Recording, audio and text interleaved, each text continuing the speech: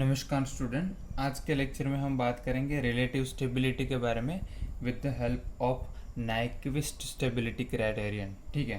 सो मैंने आपको बोला था कि नाइक्विस्ट प्लॉट है that will indicates that your system is whether your system is going to be stable और नॉट। ठीक है। तो हमें अब पता चलेगा कि हमारे सिस्टम स्टेबल है कि नहीं, but also the degree of stability of the system, कि भाई हमारी जो सिस्टम वो कितनी स्टेबल है। ठीक है, वो भी हमें पता चलेगा with the use of Nyquist stability criterion. ठीक है, तो हमें स्टेबिलिटी तो पता चलेगी नाइक्विस्ट स्टेबिलिटी क्राइटेरियन से, लेकिन उसके साथ साथ डिग्री ऑफ स्टेबिलिटी है उसका भी पता हमें नाइक्विस्ट स्टेबिलिटी क्राइटेरियन की मदद से चलेगा। वो कैसे चलेगा वो इसी के बारे में हम आज के लेक्चर में बात करेंगे। ठीक है। सो with the use of Nyquist stability criterion, it also give us the information of how stability can be improved। ठीक है, तो हमारे सिस्टम की स्टेबिलिटी है वो कितनी इम्प्रूव हो सकती है वो भी हम नाइक्विस्ट के क्राइटेरियन की मदद से फाइंड कर सकते हैं। ठीक है। सो लास्ट लेक्चर में जो हम पढ़े थे कि भाई stability is related to the encirclement of the critical point, और जब हम क्रिटिकल पॉइंट की बात करते हैं तो हम बात करते हैं -1 प्लस J0 पॉइंट के बारे में। ठीक है। सो अगर हमारा जो नाइक्विस्ट का जो कंटूर बन रहा है उसका जो एनसर्कलमेंट है इस क्रिटिकल पॉइंट से हो रहा है कि नहीं, उसके अकॉर्डिंग हम हमारी सिस्टम की स्टेबिलिटी है वो डिसाइड कर रहे थे। ठीक है। So as the polar plot की बात करें और द नाइक्विस्ट प्लॉट की बात करें, बिकॉज पोलार प्लॉट कुछ नहीं है, जो ज़ीरो से लेके हम पॉजिटिव फ्रीक्वेंसी कंसिडर करते हैं, और नाइक्विस्ट प्लॉट में -इन्फिनिटी से लेकर +इन्फिनिटी तक ओमेगा की वैल्यू है उसको कंसिडर करके ड्रॉ करते हैं। ठीक है। सो अगर हम पोलार की बात करें या फिर नाइक्विस्ट प्लॉट की बात करें, so as it gets closer to this critical point the system is on verge of instability. ठीक है। तो जितना नज़दीक जाएगा इस पॉइंट से उतनी हमारी इंस्टेबिलिटी है सिस्टम की वो बढ़ने के चांसेस भी ज़्यादा रहेंगे। ठीक है। So the closer G J omega locus to our this critical point and the larger we can say the maximum overshoot, or we can say in case of your step response larger the value of your settling time, all these things will going to happen। ठीक है। सो वो जो हमने जो parameters पढ़े थे जो system की स्टेबिलिटी के रिगार्डिंग, वो सारे पैरामीटर्स है वो पिक्चर में आएंगे जब ये हमारा जो जी जे ओमेगा है, I mean your open loop transfer function का जो हम नाइक्विस्ट प्लॉट ड्रॉ कर रहे हैं। ठीक है। तो वो जब इस क्रिटिकल पॉइंट से नज़दीक आएगा तो हमारे वो सब पैरामीटर्स है उसकी वैल्यू भी वो डिफ़र करेगी जो हमें चाहिए। ठीक है। So now let us consider this thing. Let's say हमारे पास एक ट्रांसफ़र फंक्शन है। ठीक है। एक सिस्टम है जिसका ट्रांसफ़र फंक्शन है और उसका जो पोलर डायग्राम है ये कुछ ऐसा बन रहा है। ठीक है। अभी मैं पोलर प्लॉट की बात कर रहा हूँ, अगर नाइक्विस्ट प्लॉट की भी बात करें तो इसका मिरर इमेज लेके हम ड्रॉ करेंगे और बाद में जितने नंबर ऑफ एनसर्कलमेंट है उसको कंप्लीट करेंगे तो हमारा नाइक्विस्ट प्लॉट भी इजीली बन जाएगा। ठीक है। अभी मैं पोलर प्लॉट की बात कर रहा हूँ और लेट से हमारा जो -1 प्लॉट J0 जो क्रिटिकल पॉइंट की बात कर रहा हूँ वो यहाँ पर है -1 J0। ठीक है। तो इसको अगर मैं एक यूनिट मान लूँ और इसी रेडियस का एक सर्कल बना दूँ, सो लेट्स से अभी ये शेप थोड़ा सा अटपटा रहेगा लेकिन मान लो ये यूनिट सर्कल है। ठीक है। This is nothing but the unit circle. इसका मतलब आप किसी भी रेडियस में आगे जाए, ठीक है, कौन सा भी एंगल ले ले उसकी वैल्यू क्या रहेगी, मैग्नीट्यूड क्या रहेगा, 1 रहेगा। ठीक है। रेडियस 1 रहेगी इसकी। ठीक है। अब यहाँ पर मैंने इसका पोलर प्लॉट आपको ड्रॉ करके बताया है। ठीक है। अब यहाँ पर लेट से जो रियल एक्सिस को इंटरसेक्ट कर रहा है उस पॉइंट पर उसकी ओमेगा की वैल्यू है ω2। ठीक है। और ये जो हमारा पोलर प्लॉट है वो यूनिट सर्कल को जहाँ पर इंटरसेक्ट कर रहा है वहाँ पर लेट से ओमेगा की वैल्यू है ω1। ठीक है। सो अब मैं इस एंगल की बात करूँ जहाँ पर ये इंटरसेक्ट कर रहा है यूनिट सर्कल को, उस पॉइंट से लेके ओरिजिन तक का जो एंगल बन रहा है उसकी मैं बात करूँ और उसको मैं फाई बोल रहा हूँ। ठीक है। और यहाँ पर जो रियल एक्सिस पर हमारा जो पोलर प्लॉट है वो इंटरसेक्ट कर रहा है उस केस में अगर मैं मैग्नीट्यूड फाइंड करूँ हमारे ट्रांसफ़र फंक्शन का, सो उसको मैं बोल रहा हूँ ए, ठीक है। सो ये सब चीज़ मैं कंसिडर कर रहा हूँ। लेट्स से हमारी ये एक्सिस है रियल एक्सिस और ये है हमारी इमेजिनरी एक्सिस, ठीक है। तो इतनी सी चीज़ आप समझ सकते हैं, ठीक है। Now we are going to use the quantities that a and phi and to define the measure of the relative stability that is known in case of Nyquist criteria, that is gain margin and fees margin, ठीक है। अब ये दोनों चीज़ क्या है वही हम समझना चाहते हैं, गेन मार्जिन क्या है और फेज मार्जिन क्या है, ठीक है। तो हम इस यूनिट सर्कल की मदद से उसको समझने की ट्राई करेंगे कि भाई गेन मार्जिन किसे कहते हैं, फेज मार्जिन किसे कहते हैं, और इसकी मदद से हम सिस्टम की रिलेटिव स्टेबिलिटी कैसे फाइंड कर सकते हैं, ठीक है। अब यहाँ पर आप देखिए हमारे पास ये पोलर प्लॉट है। यहाँ पर आप देखेंगे कि हमारा जो ओमेगा 2 है, आई मीन जब हमारा जो पोलर प्लॉट है वो रियल एक्सिस को इंटरसेक्ट करता है एट विच फ्रीक्वेंसी ओमेगा 2, और यहाँ पर हमारा मैग्नीट्यूड है वो है ए, ठीक है। अब लेट से हमारा जो ये पोलर प्लॉट है वो ऐसे नहीं कुछ ऐसे जाके यहाँ पे आगे बढ़ रहा है, ठीक है, और आगे जाके ऐसे कुछ आगे बढ़ रहा है। इसका मतलब मैं ए की वैल्यू है वो इंक्रीज कर रहा हूँ, ठीक है। सो जब मेरे ए की वैल्यू इज इक्वल टू 1 -1 हो जाएगा, अभी मैं सिर्फ मैग्नीट्यूड की बात करूँ तो 1 बोल रहा हूँ, ठीक है, अदरवाइज -1 हो जाएगा, उस केस में हमारी सिस्टम क्या हो जाएगी, मार्जिनली स्टेबल। और इससे भी ज़्यादा अगर मैं इंक्रीज करूँगा ए की वैल्यू तो हमारी सिस्टम हो जाएगी इनस्टेबल, ठीक है, अनस्टेबल हो जाएगी, ठीक है। सो इसी फंडा की मदद से हम डिफाइन करते हैं गेन मार्जिन को, that the gain margin is nothing but the factor by which our system gain can be increased to drive it to the verge of instability, ठीक है, वो इंस्टेबिलिटी की तरफ जाएगा। सो लेट से हमारे इस पॉइंट तक हमारी सिस्टम है वो या तो स्टेबल रहेगी या तो मार्जिनल स्टेबल रहेगी। सो उस पॉइंट तक अगर मैं फाइंड करूँ हमारे जो ओपन लूप ट्रांसफर फंक्शन है उसका magnitude, okay, at which frequency the frequency will be omega 2 it is equal to A, ठीक है। तो उस तक का मैग्नीट्यूड क्या है हमारा। नाउ दिस ये के is always been here, so I am not writing के, मैंने यहाँ पर के नहीं लिखा है, लेकिन गेन वहाँ पर होगा। लेट्स से गेन की वैल्यू है K1, ठीक है। सेम यहाँ पर भी गेन होगा इंटू K1, ओके। सो इसकी वैल्यू अगर 1 हो जाएगी तो 1 तक ठीक है, अगर 1 से ज़्यादा हो गई तो हमारी सिस्टम क्या हो जाएगी, अनस्टेबल, ठीक है। सो उसका मतलब ये a इंटू K1 है वो 1 से ज़्यादा नहीं होना चाहिए। इसका मतलब मैं बोल सकता हूँ that this G h into omega 2 is also, we know that it is nothing but a only. So if you put a here you will write K1 is equal to nothing but 1 upon a, और we can say 1 upon the magnitude of g j omega h j omega. I am not writing j omega every time, so at omega is equal to omega 2, ठीक है। अब gain margin क्या है, यहीं पर gain margin, लेकिन मैं फिर से डिफाइन कर देता हूँ that gain margin is nothing but the factor by which the system gain can be increase to drive it to in the verge of the stability, sorry instability, okay. So let's say at omega is equal to omega 2, इस frequency की अगर मैं बात करूँ, सो यहाँ पर phase में consider करूँ तो इस डायरेक्शन में जाएंगे तो हमारा बनेगा +180 डिग्री, इस डायरेक्शन में जाएंगे तो बनेगा -180 डिग्री, तो कोई भी लिख सकते हैं, ठीक है। So at omega is equal to omega 2 my phase angle is -180 degree, ठीक है। एंड हमारा जो मैग्नीट्यूड है, magnitude of G J omega H J omega is how much, is A, ठीक है। अभी मैं ए की बात कर रहा हूँ at omega is equal to omega 2, इस फ्रीक्वेंसी पे बात कर रहा हूँ। हमारा फेज कितना है, -180 डिग्री और +180 डिग्री, और हमारा मैग्नीट्यूड कितना है, ए, ठीक है। So if the gain of the system is increase, so अभी मैं बात कर रहा हूँ कि भाई हमारा सिस्टम का जब गेन इंक्रीज होगा, ओके, सो उस केस में हमारा जो 1/a फैक्टर है, okay, so that if our gain of the system is increased by a factor 1/a, then we can say our g j omega h j omega becomes 1. Are you getting my point?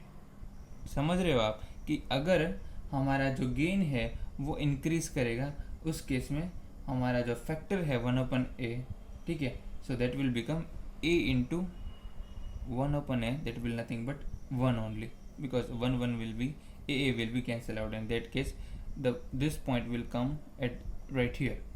Okay, which means the plot of our gj will pass through -1 plus j0 critical point. It means we are driving towards the verge of instability.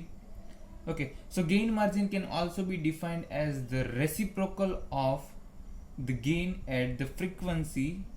It means the frequency, it is nothing but omega is equal to omega 2 at, we can say, the phase angle becomes 180 degree.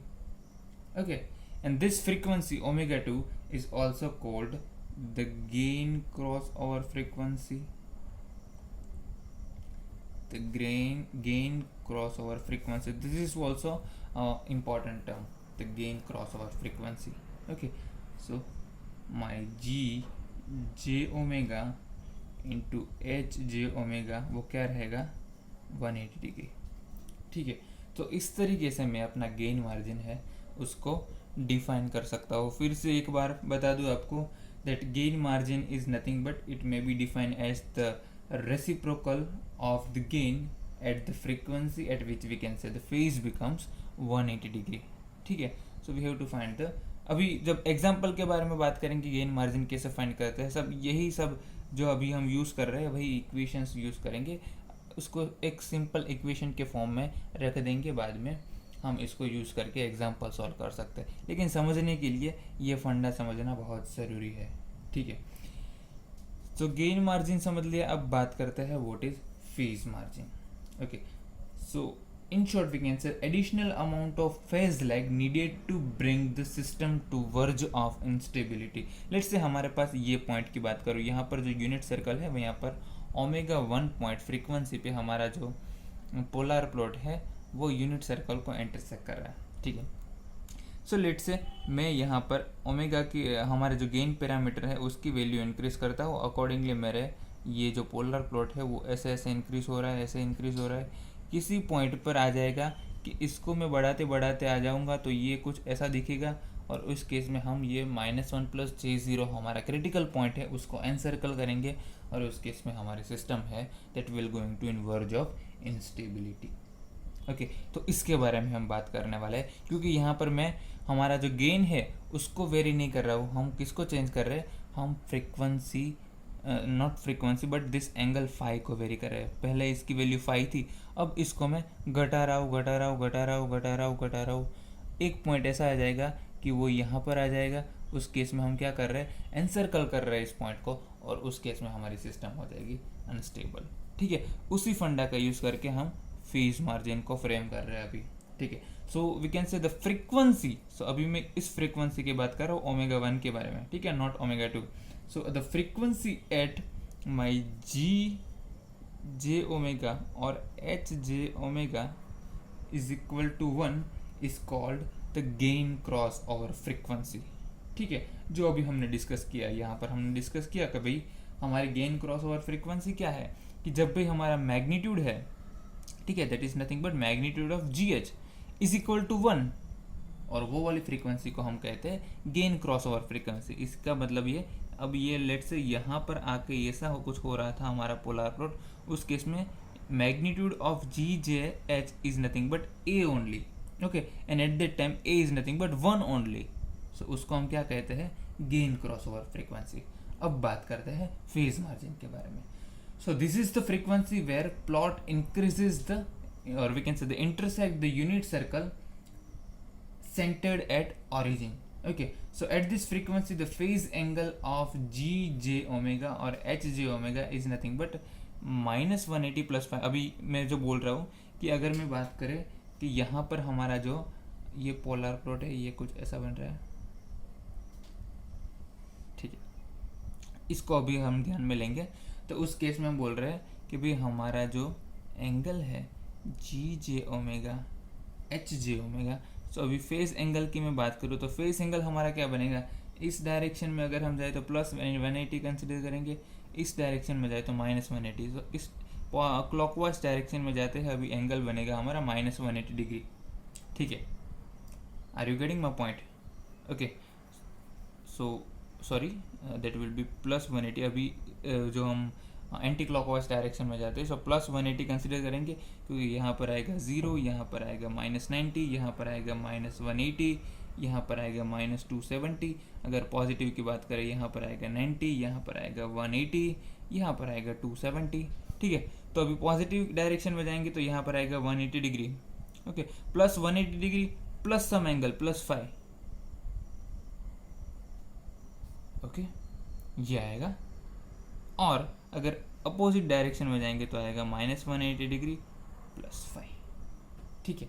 सो दोनों consider कर सकते हैं। अभी let us consider the second one, -180 degree +5. So if an additional phase leg equal to, we can say, the phi, we are talking about phi introduced at the gain crossover frequency, that is we are talking about omega 2, the phase angle of gj omega and hj omega will become -180। इसका मतलब है अगर हम phi की value है उसको increase करते जाए, अभी इंक्रीज करते जाए मतलब इसको घटाते जाए, सो इसकी वैल्यू डिक्रीज होगी। सो अभी फाई की वैल्यू कुछ है, लेकिन let's say we are decreasing the value of phi again and again, at some point it will become 0, ठीक है। और तब हमारा जो एंगल जी जे ओमेगा है उसकी वैल्यू बन जाएगी -180 डिग्री, ठीक है। So note that the magnitudes remain unity, तो उस केस में हमारा जो मैग्नीट्यूड है उसको हम यूनिटी कंसिडर कर रहे हैं, सेम रख रहे हैं, कांस्टेंट रख रहे हैं। Now once this additional phase is added, the plot of, we can say, our GH will pass through this point, okay। उसका मतलब है इसको अगर मैं वेरी करता जाऊँ, इसको लेता जाऊँ और एक पॉइंट पर ये यहाँ पर आ जाएगा, ऐसा कुछ मेरा प्लॉट रहेगा, ठीक है। इसकी मैं बात कर रहा हूँ, ठीक है। In that case my GH plot will going to pass through this critical point, and this additional phase leg is called the phase margin, ठीक है। तो इसको हम क्या बोलते हैं, phase margin। लेट्स से ये हमारा नाइक्विस्ट प्लॉट है, तो उस केस में मेरे पास phase margin इतना है और gain margin इतना है, सिंपली ये मैं बोल सकता हूँ, ठीक है। तो इसको अगर मैं बढ़ाता जाऊँ तो इतना अभी मेरे पास मार्जिन है, इसको अगर मैं बढ़ाता जाऊँ इतना तक बढ़ा सकता हूँ, उससे ज़्यादा बढ़ाया तो मेरी सिस्टम अनस्टेबल हो जाएगी। सेम फेज़ की अगर मैं बात करूँ तो फेज़ में इतना वेरी कर सकता हूँ, उससे ज़्यादा वेरी नहीं कर सकता, अदरवाइज मेरी सिस्टम क्या हो जाएगी, अनस्टेबल हो जाएगी। तो ये फेज़ मार्जिन और गेन मार्जिन की हमने बात कर ली, ठीक है। सो फेज़ मार्जिन के बारे में अगर बात करें और इक्वेशंस के फॉर्म में उसको रिप्रेजेंट करें, so we can say phase margin is nothing but the additional phase lag that we can say at gain crossover frequency to bring the system in the verge of instability। so इतना phase है, phase lag है, उसको हम vary कर सकते हैं, ठीक है। सो फेज मार्जिन के इक्वेशंस की बात करूँ, so phase margin is equal to, we can write the angle of G J omega H J omega at which frequency, at omega is equal to ω1 frequency plus 180 degree, ठीक है। तो plus 180 degree plus angle phi, ठीक है। अभी मैं phi की बात कर रहा हूँ, तो ये हमारा हो गया फेज मार्जिन। तो अगर हमें फेज मार्जिन फाइंड करने के लिए बोला है तो we have to add 180 degree plus whatever the angle is there, okay. और कोई भी ट्रांसफर फंक्शन होगा तो उसके लिए हमें फाइंड करना पड़ेगा G J omega H J omega at the frequency omega is equal to ω1, ठीक है। सो इस तरीके से हमें सिस्टम है उसका phase margin and gain margin है उसको हम फाइंड कर सकते हैं, ठीक है। So I hope you understand what is phase margin, what is gain margin, what is phase cross over frequency, what is gain cross over frequency. So इसके related बहुत सारे एग्जाम्पल है, वो बहुत इंटरेस्टिंग बन सकते हैं। अभी नेक्स्ट मिलेंगे तो इसके जो इक्वेशंस है मैं आपको नोट डाउन करवा दूंगा, तो डायरेक्टली आप इक्वेशंस को याद रख लेंगे, फिर भी आप समझ में आएंगे कि भाई एग्जाम्पल कैसे सॉल्व करते हैं, ठीक है। और थोड़ी सी प्रैक्टिस करेंगे तो ये फंडा है वो इजीली समझ में आ जाएगा। बहुत इजी है, लेकिन थोड़ा सा आपको ध्यान देना पड़ेगा, थोड़ा सा कंसंट्रेशन करना पड़ेगा, बाद में आपको समझ में आएगा कि भाई phase margin and gain margin actual में है क्या, ठीक है। और इसकी मदद से हम फाइंड कर सकते हैं हमारे सिस्टम की रिलेटिव स्टेबिलिटी, कि भाई रिलेटिवली हमारी सिस्टम कितनी स्टेबल है, हम कितनी गेन की वैल्यूज़ है उसको वेरी कर सकते हैं, still my system is going to be stable. Okay, so ये सब चीज़ है वो हम नाइक्विस्ट स्टेबिलिटी क्राइटेरियन की मदद से कर सकते हैं, जो कि हम राउथ हर्विट्ज स्टेबिलिटी क्राइटेरियन की मदद से नहीं कर सकते थे और रूट लोकस की मदद से इतनी हद तक नहीं कर सकते थे।